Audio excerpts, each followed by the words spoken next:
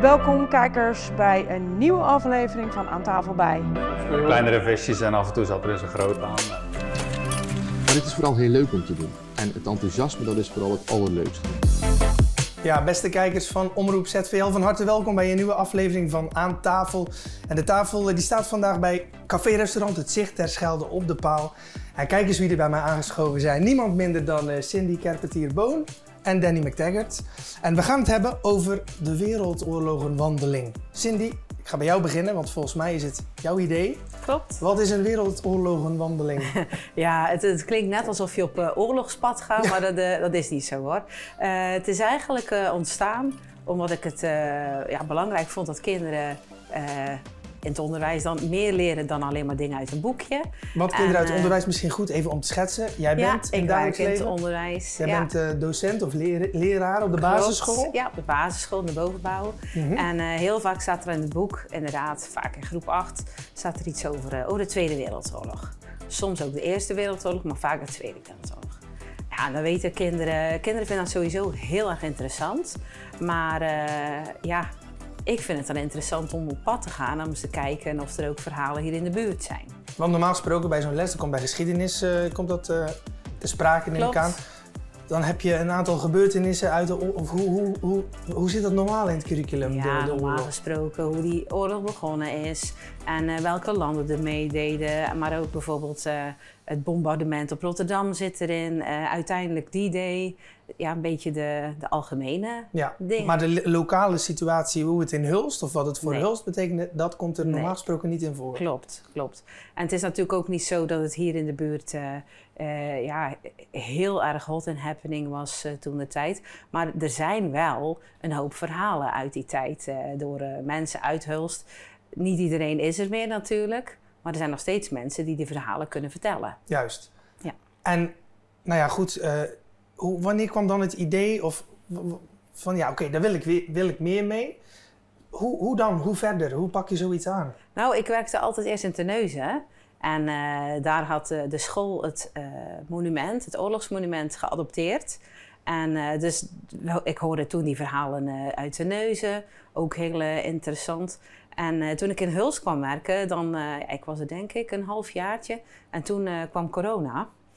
En toen mocht je ook helemaal niemand meer de school binnenvragen. Je mocht ook helemaal niet, normaal heb je wel eens een gastles of een docent of een spreker of iemand van het museum die jouw klas inkomt en iets vertelt. Maar dat was allemaal niet. Dat kon allemaal niet meer. Dat kon allemaal niet. Nee. En er was ook een moment waarop dus kinderen van groep 7 en 8... die mochten dus in de klas gewoon niet meer naast elkaar zitten. Maar die moesten dus eigenlijk op 1,5 of 2 meter... Dat weet ik niet eens meer. Ik denk 1,5 toen destijds. Bijna 2 meter afstand van elkaar. En dus ze gingen dan de kinderen verdelen. Het waren grote groepen. Groep 7 waren er volgens mij in de 30. Dus die moesten dan over 2 lokalen verdeeld worden. En toen zei ik nog voor de grap, als ik niet meer in de school pas, dan ga ik met mijn groep 8 weer naar de Dullard. Want daar hebben ze bitterballen. Ja. Oh. Ja. En de school ligt niet zo heel ver van de de school ligt om de hoek van een Dullard. Dus, en daar gaan we ook altijd gimmen. Dus alle kinderen kennen het daar ook. Maar de Dullard was toen natuurlijk ook dicht. Ja, alles was dicht. De restauranten waren dicht. Kinderen mochten dan inderdaad wel naar school. Maar die grote kinderen moesten dan afstand houden. En ik had dus een grapje gemaakt. Maar een week later was het dus echt zover. En kon ik dus met mijn hele klas en niet alle meubels natuurlijk, maar wel alle boeken en alle pennenzakken van de kinderen heb ik ingeladen. Want jij was in de tussentijd, had je gebeld naar de Dullard van de dat heeft het schoolbestuur natuurlijk allemaal geregeld. Ja. Maar ze zochten dus wel naar een extra lokaal. En in de Dullard was op dat moment helemaal niets te doen. Nee. En Danny was op dat moment beheerder in de Dullard. Kijk, daar komt Danny binnen in dit verhaal. Wij kenden elkaar wel al, zo van hey en van zien. En waarschijnlijk hebben we ook tegelijkertijd onze communie gedaan, want ze zijn zo'n beetje even oud. Nooit samen in de klas gezeten, want ik kom uit Hulst-Zuid, zeg maar. Dus ik heb op de Willy Brothers school gezeten als kind. Okay. Maar toen ik dus op Nobelhorst werkte, dan zat ik ineens met mijn klas in een Dullard dus. Ja. En ruimte genoeg. En we raakten dan na schooltijd ook wel eens aan de praat. En toen bleek dus dat we eigenlijk allebei wel geïnteresseerd waren in geschiedenis. maar ook een lokale geschiedenis. Ja, want Danny, dan laten we dan jou ook even introduceren. Ik heb jou volgens mij wel een keer geïnterviewd, ook over een fietstocht met allemaal bijzondere verhalen over de oorlog, toch? Of, Ja, dat klopt. Zeker. Ik ben nu wel eens komen praten over die fietstocht. Die is nu 1,5 jaar geleden live gegaan. Maar eigenlijk de inspiratie voor die fietstocht is de wandeltocht van Juf Cindy. Oké, ja, dan moet je maar eens even uitleggen dan. Want hoe is dan vanuit dat moment dat je met je klas naar de Dullard ging, hoe gaan we dan uiteindelijk naar die wandeling toe? Nou ja, dus toch ook corona, want er mocht niemand de school in, maar ook de Dullard niet. En toen dacht ik, nou weet je wat, als ik nou mijn gastsprekers of degene die verhalen vertellen, als ik die nou op verschillende plaatsen in Hulst zet en ik wandel daar met mijn klas omheen. Even uitgezocht natuurlijk of dat mocht, maar dat mocht. Want ja, dan kon je voldoende afstand houden. En in de buitenlucht mochten toen wel dingen doorgaan. Nou, een evenement wil ik het niet noemen, maar... Mocht je met groepen bij elkaar? Ja.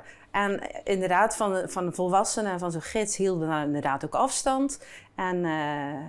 En toen begon ik zo te fantaseren van, goh, ja, wat... De torenbeschieting, dat vinden kinderen super interessant. Wat is er dan nog meer? Ja, en toen wist Danny het goed aan te vullen. En zo hebben dus inderdaad mensen bereid gevonden die dan inderdaad ook tijd wilden maken om iets te komen vertellen. En daar heb ik een route uitgestippeld hoe we dan konden wandelen. Dus om 9:30 werden we op dat punt verwacht. De spreker kreeg 15 minuutjes. Dan wandelden we weer verder naar de volgende. En eigenlijk een van de voordelen was ook, en dan denk ik vooral aan de kinderen, wanneer je een spreker in de klas hebt. Sprekers die zijn heel gepassioneerd en die willen nogal eens, en niet altijd, maar ook wel eens te lang vertellen. Wat uitweiden, ja. En dan zie je de kinderen soms wel eens een beetje... dan zie je de kinderen soms wel eens een beetje... en ze blijven wel beleefd, want ik zeg ook, die mensen die komen speciaal voor jullie. Ja. En je moet wel geïnteresseerd zijn. Maar ja, soms kan het ook echt gewoon te lang duren. Ja. En, dus ja, dat was eigenlijk wel mooi, want elke spreker had zo'n 10-15 minuten. Kinderen wouden ook nog vragen stellen. En toen zei ik, sorry... daar staat op de hoek van het stadhuis, staat de volgende al op ons te wachten. Juist, dus dan moest het kort en bondig. Ja, maar eigenlijk ging dat ook wel. Het was wel even moeilijk, denk ik, voor sprekers om even te focussen wat nou echt de kern van je verhaal is. En eigenlijk zijn we dat daarna gewoon blijven doen. Maar begrijp ik nou goed, Danny, dat jij een van die sprekers was? Ja. En wat was het verhaal dat jij vertelde? Nou, het verhaal gaat meestal, als het over de Tweede Wereldoorlog gaat, dan kom ik al snel bij mijn opa uit. Zeg maar. Mijn opa was een geallieerde soldaat, heb ik bij Omroep Hulst en nu misschien al een paar keer gezegd. Daar ben ik heel trots op, dat die onderdeel is van de geschiedenis eigenlijk omtrent de oorlog in de gemeente Hulst. Maar er zijn veel meer verhalen. Dat heb ik eigenlijk vanaf het eerste moment ook tegen juf Cindy gezegd. Van, er is zoveel gebeurd eigenlijk en ik ben het eens... als je zegt van er zijn geen hele wijken gebombardeerd bij ons of zo natuurlijk. Maar er zijn heel veel persoonlijke verhalen van families die allemaal met elkaar te maken hebben. Wat nog steeds een klein krasje is of een klein litteken is in de verhalen van die families. Kan je daar iets meer nog op toelichten wat dat zo bijzonder maakt? Of wat voor soort verhalen dat dan zijn? Nou ja, Hulst is Hulst, zeg maar. Dus het is, ondanks dat het een redelijk stadje is in Zeeland, zeg maar. Iedereen kent elkaar een beetje, zijn altijd links. Ik maak dat elke dag mee.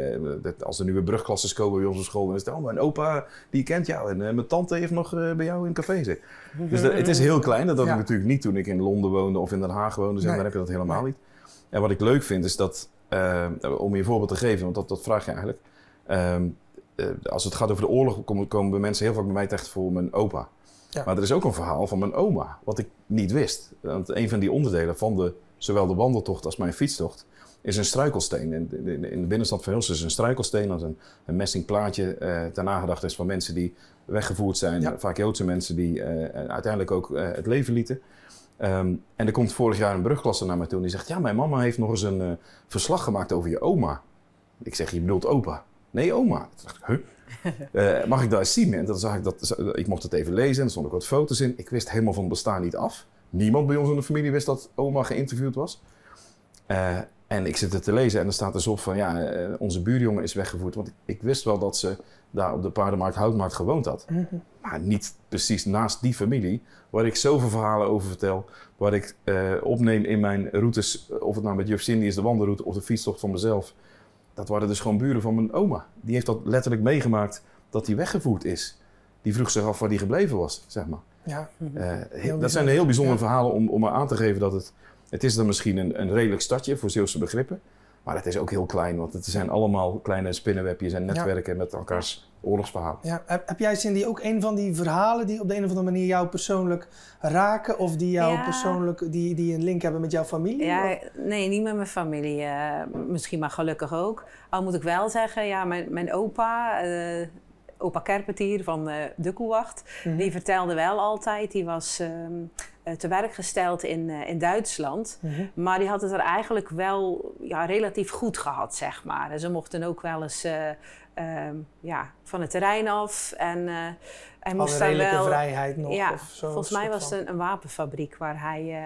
en een staalgieterij waar hij moest werken. Maar ook zonder veiligheidsschoenen. Of tenminste schoenen met stalen neus heb je tegenwoordig en zo. Hè?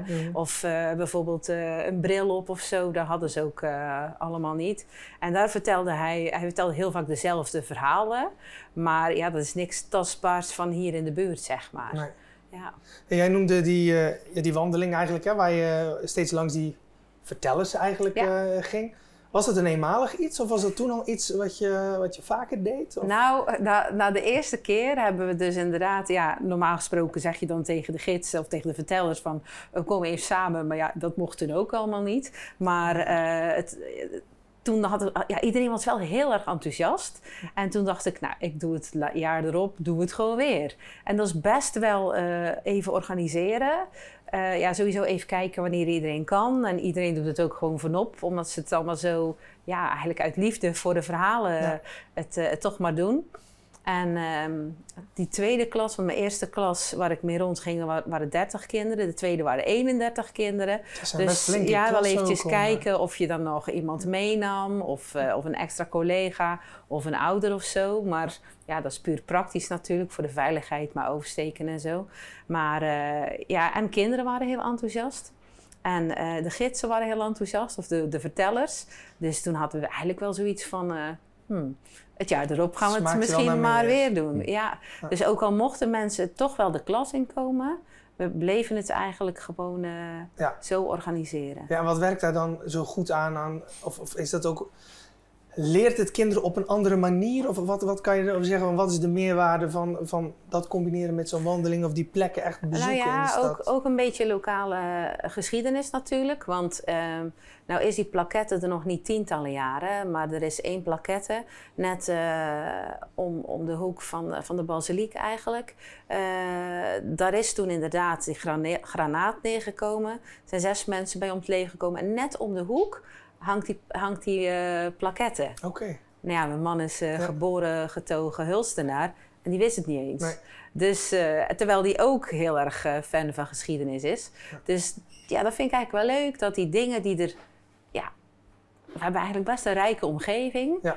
Dat je die eigenlijk onder de aandacht brengt. Want als kinderen het weten, die vertellen het weer aan de ouders. En zo, het is een soort olievlek. Het is toch vaak dat je vaak mooie verhalen ver van huis gaat zoeken. Maar dat je zonder te weten wat je eigenlijk in je eigen stad allemaal aan verhalen hebt. Dat was eigenlijk bijna een soort eenmalig iets. Maar er ligt nu, we hebben het hier voor ons liggen. Eigenlijk is er nu een wandeling die eigenlijk iedereen en verhalen waar iedereen gebruik van kan maken. Hoe zit het?